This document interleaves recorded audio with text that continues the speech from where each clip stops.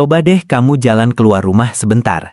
Di depan gang ada seblak, di kiri ada martabak, di kanan ada boba. Pernah mikir gak kenapa semua orang jualan hal yang sama? Indonesia punya 64 juta UMKM. Kedengarannya keren, tapi faktanya 98%-nya cuma usaha mikro buat bertahan hidup biar besok bisa makan. Kita bukan lagi negara agraris atau maritim. Kita pelan-pelan berubah jadi negara tepung dan cabai, di mana semua orang jualan gorengan. Dulu, lulus sekolah itu tiket masuk pabrik atau kantor. Sekarang, banyak sarjana yang pegang spatula karena nggak ada pilihan lain. Kenapa sarjana kita lebih jago bikin resep es teh viral daripada bikin cetak biru teknologi? Ada sesuatu yang salah dengan ekonomi kita. Jawabannya bukan karena kita kurang kreatif, tapi karena ada kiamat tersembunyi yang bikin lapangan kerja hilang tanpa sisa. Pemerintah sering bilang UMKM kita itu tangguh, tapi apakah benar tangguh? Atau kita cuma dipaksa jadi kuat karena nggak punya pilihan? Di balik romantisasi ekonomi rakyat, ada ribuan pabrik yang tutup. Buruh yang kemarin punya gaji tetap, sekarang harus dorang gerobak. Uang kita cuma muter-muter di situ aja. Pedagang nasi goreng beli pulsa, tukang pulsa beli seblak, tukang seblak beli nasi goreng lagi. Kapan kayanya? Kita lagi masuk ke fase deindustrialisasi dini. Nama keren buat kondisi di mana negara belum kaya, tapi industrinya sudah mati. Lalu gimana nasib kamu 10 tahun lagi kalau semua orang cuma bisa jualan kopi 10 ribuan? Apakah Indonesia emas itu cuma mimpi? Hari ini kita akan bongkar rahasia gelap di balik kenapa lapangan kerja formal makin langka dan kenapa hobi jualan makanan bisa jadi tanda bahaya. Bab 1. Lingkaran setan orang miskin melayani orang miskin. Pernah nggak kamu perhatikan pasar kaget di hari Minggu? Isinya ratusan pedagang, tapi pembelinya ya warga situ-situ juga. Ekonom menyebutnya sektor informal, bahasa gampangnya ekonomi survival.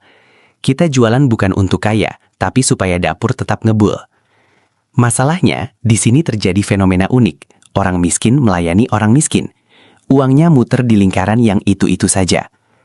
Pak RT jualan nasgor, dibeli sama tukang ojek depan gang. Tukang ojeknya dapat uang dari narik penumpang yang jualan pulsa. Gak ada nilai tambah, gak ada uang dari luar yang masuk. Ini cuma strategi bertahan hidup kolektif yang sebenarnya sangat rapuh. Kalau satu orang jatuh miskin dan berhenti jualan, tetangganya yang jualan bahan baku juga ikut tumbang.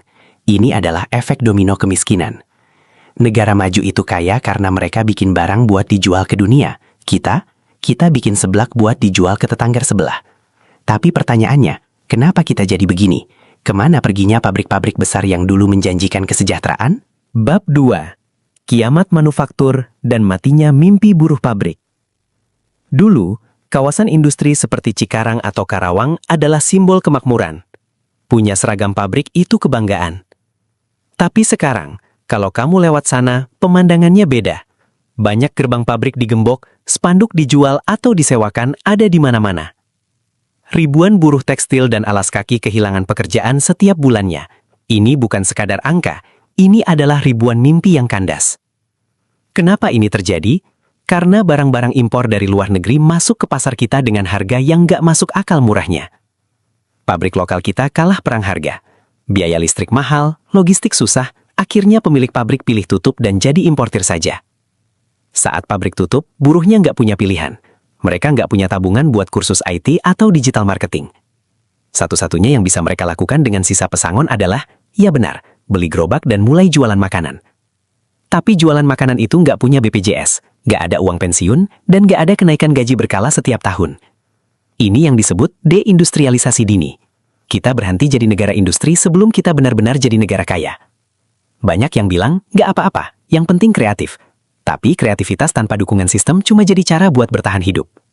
Lihat Vietnam, mereka dulu di belakang kita. Sekarang mereka jadi pusat manufaktur dunia, karena pemerintahnya galak menjaga industri. Tanpa industri manufaktur, ekonomi kita cuma kayak bangunan tanpa pondasi. Kelihatannya ramai di luar, tapi rapuh di dalam. Lalu kalau pabrik-pabrik ini hilang, kemana anak-anak kita yang baru lulus sekolah akan bekerja nanti? Apakah kita memang sengaja didesain untuk jadi pasar konsumsi negara lain, bukan jadi produsen yang mandiri? Ternyata, masalahnya bukan cuma di pabrik. Ada tragedi lain yang terjadi di bangku sekolah dan universitas kita. Bab 3. Tragedi ijazah dan jaket hijau. Masih ingat rasanya pas wisuda?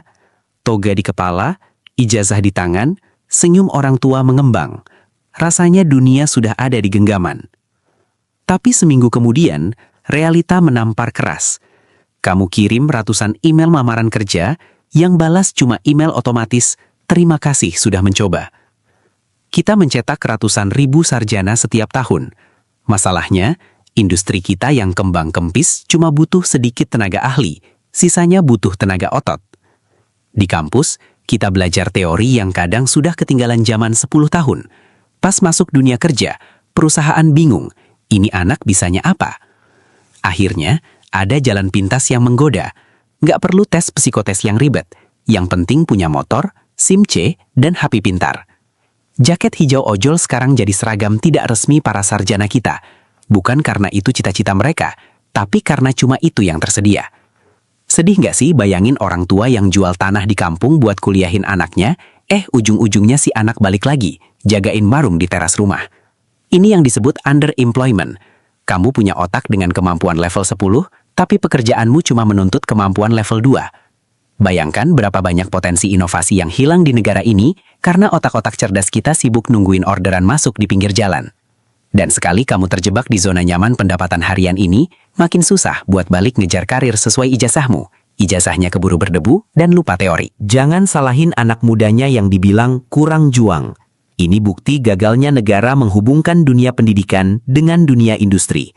Kita seolah punya banyak pilihan jurusan di kampus, tapi di ujung jalan pilihannya mengerucut lagi ke sektor informal yang serba tidak pasti.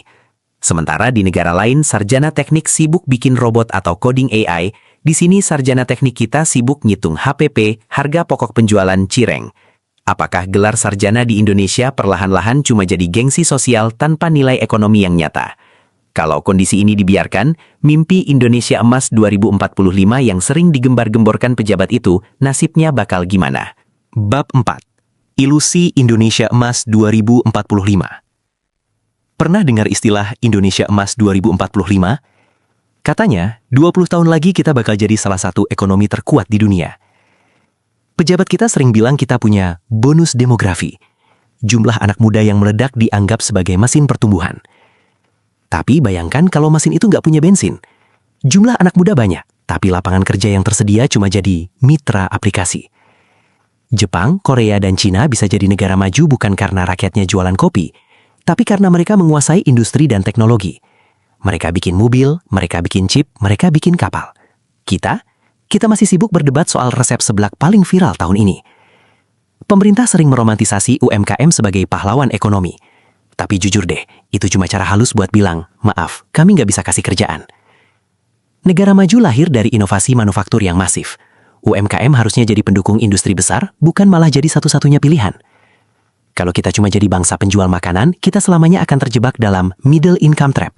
Negara yang terjebak jadi kelas menengah selamanya. Kita punya nikel, kita punya emas, kita punya sumber daya alam melimpah. Tapi kenapa rakyatnya malah disuruh jadi wirausaha mandiri tanpa modal? Padahal, anak muda Indonesia itu cerdas. Kalau dikasih fasilitas riset dan pabrik yang benar, kita bisa bikin lebih dari sekadar makanan instan. Waktu kita gak banyak, 20 tahun itu sebentar. Kalau kita gak segera bangun industri, bonus demografi ini bakal jadi bencana demografi. Bayangkan jutaan orang tua di masa depan yang gak punya uang pensiun karena seumur hidup cuma kerja serabutan tanpa jaminan sosial. Kita gak bisa selamanya bangga jadi bangsa yang ramah.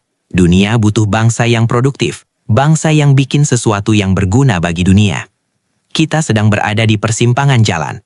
Tetap jadi bangsa gorengan yang jalan di tempat atau berani berubah jadi bangsa industri yang disegani. Lalu, apakah masih ada harapan? Ternyata ada satu langkah ekstrim yang bisa mengubah segalanya, tapi langkah ini jarang berani diambil. Klimaks dan resolusi. Jawaban inti. Jadi apa langkah ekstrimnya? Berhenti menyuruh semua orang jadi pengusaha, dan mulai paksa negara untuk membangun industri kembali. Kita harus sadar, UMKM itu ban serep, tapi industri manufaktur adalah mesinnya. Tanpa mesin, ban serep sebanyak apapun gak akan jalan. Kuncinya ada pada hilirisasi yang nyata. Jangan cuma bangga jual tanah dan nikel mentah, tapi bangun pabrik baterainya di sini, di tanah kita. Negara harus galak melindungi pasar domestik. Berhenti membiarkan barang impor murah menghancurkan UMKM dan pabrik lokal kita. Bayangkan kalau produsen seblak nggak perlu beli cabai impor, tapi dapat suplai dari petani lokal yang teknologinya sudah maju dan modern. Pendidikan kita juga harus berubah total. SMK dan universitas nggak boleh lagi jadi pabrik pengangguran, tapi harus jadi pusat riset terapan. Pemerintah jangan cuma kasih bantuan modal receh, tapi kasih ekosistem, kasih infrastruktur, kasih kepastian hukum, dan kasih akses pasar global. Kita butuh pemimpin yang berani bilang, cukup romantisasi kemiskinan. Rakyat kita berhak punya gaji tetap, asuransi, dan masa depan yang pasti. Kalau industri manufaktur kita kuat, sarjana teknik akan balik ke lab, sarjana ekonomi akan balik ke kantor, dan ojol akan jadi pilihan, bukan paksaan. Kita gak butuh 1000 aplikasi baru, kita butuh 1000 pabrik baru, yang bisa menyerap jutaan tenaga kerja dari berbagai tingkatan pendidikan. Langkah ini memang pahit di awal. Mungkin harga barang sedikit naik, tapi daya beli rakyat akan melesat karena semua punya pekerjaan tetap. Inilah jalan satu-satunya menuju Indonesia emas yang asli, bukan emas yang cuma dipoles lewat narasi, tapi emas yang dirasakan di kantong rakyat. Perubahan ini nggak akan datang dari langit. Ini butuh tekanan dari kita, masyarakat yang sadar bahwa ada yang nggak beres dengan sistem ini. Kita harus berhenti bangga hanya karena kita tangguh dalam kesulitan. Kita harus mulai menuntut untuk sejahtera dalam kemakmuran. Lalu apa yang bisa kamu lakukan sekarang? Apakah cuma dia menonton, atau ada langkah kecil yang bisa kita mulai hari ini? Pada akhirnya, video ini bukan buat merendahkan mereka yang jualan gorengan atau jadi ojol. Kalian adalah pahlawan keluarga yang luar biasa. Tapi kita harus berani jujur, bangsa ini punya potensi jauh lebih besar daripada sekadar jadi pelayan di negeri sendiri. Jangan biarkan romantisasi UMKM membuat kita lupa bahwa kita butuh pabrik, kita butuh riset, dan kita butuh kemandirian teknologi. Indonesia Emas 2045 gak akan datang lewat gerobak seblak, tapi lewat keberanian kita menuntut kebijakan yang memihak pada industri lokal. Tugas kita sekarang adalah sadar, belajar, dan mulai berisik, karena perubahan besar selalu dimulai dari keresahan yang dibicarakan bersama. Punya opini beda? Atau kamu punya cerita perjuangan cari kerja yang relate sama video ini? Tulis di kolom komentar ya. Diskusi di kolom komentar adalah langkah kecil untuk membuat isu ini terus hidup dan didengar oleh mereka yang punya kuasa. Kalau kamu merasa video ini bermanfaat, jangan lupa klik like. 1 jempol kamu sangat berarti untuk algoritma YouTube kami.